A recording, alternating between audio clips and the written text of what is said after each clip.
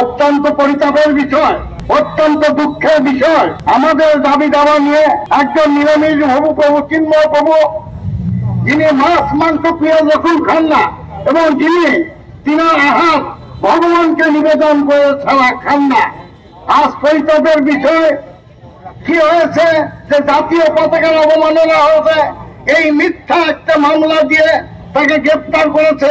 দীর্ঘ পাকিস্তানের 23 বছর, বাংলাদেশের 54 বছর পরে আমরা একজন হিন্দু নেতা পেয়েছি, যে কোনো দলের নয়, যে কোনো সংগঠনের নয়, যে হিন্দুদের শুধু স্বার্থ নিয়ে কথা বলছেন, তাকে আমরা পরম গুরুর আসনে বসিয়েছি এবং তাকে গ্রেপ্তার করার মানে কি?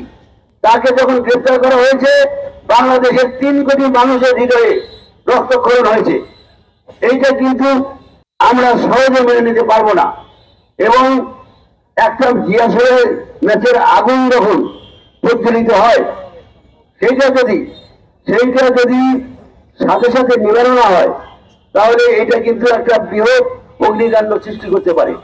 তো আমরা সরকারের কাছে জোর দাবি রাখছি, অনতিবিলম্বে চিন্ময় প্রভুকে সসম্মানে মুক্তি দেওয়া হোক এবং আমাদের ন্যায্য বাংলাদেশের নাগরিক হিসাবে, সাংবিধানিক এবং রাষ্ট্রীয় অধিকার হিসাবে যে 8 দফা দাবি আমরা উপস্থাপন করেছি, এটা বাস্তবায়নের ব্যবস্থা করা হোক।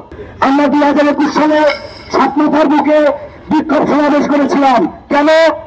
একটি দুর্গাপূজা মন্দিরে কোরআন শরীফকে রাখা কেন্দ্র করে তৎকালীন সময় সেই সরকার যে বিভিন্ন সময় ধরা পড়লে তারা পাগলের বংশদূত বলে তাদেরকে সম্বোধন করা হয়।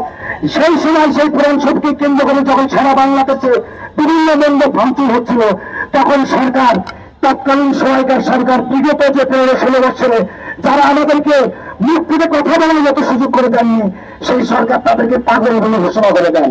আর সেই পাগল ঘোষণা করে প্রত্যেকবার তারা বিভিন্ন শহীদ মিনার ভাঙচুরে আমরা দেখেছি এইভাবে শেষ করে তাকে মানসিক রোগী বলে ঘোষণা করে দেন।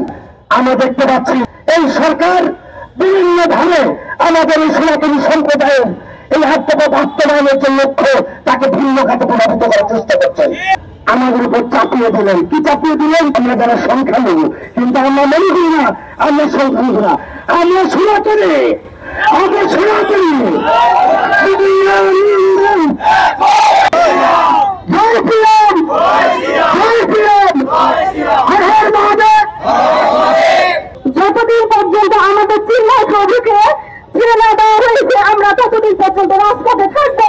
আমরা দেখেছি, আমরা যখনই সরকার পরিবর্তন হয় তখনই হিন্দুদের উপরে অত্যাচার, নির্মম অবিচারে নেমে আসে। কেন আমরা বারবার এই অবহেলের, কেন এই অন্যায়ের শিকার হলো?